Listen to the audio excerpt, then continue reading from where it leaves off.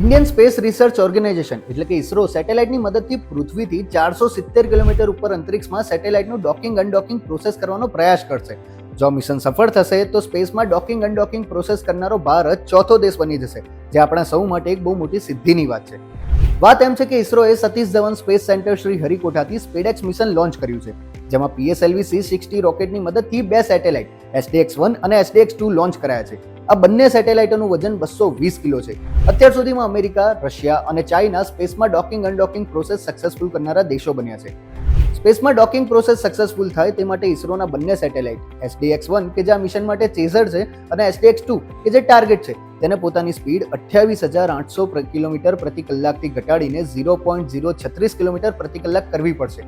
જે બાદ સેટેલાઇટનું સક્સેસફુલી ભારતીય અંતરિક્ષ સ્ટેશન સાથે ડોકિંગ થઈ જશે, એટલે કે જોડાણ થશે.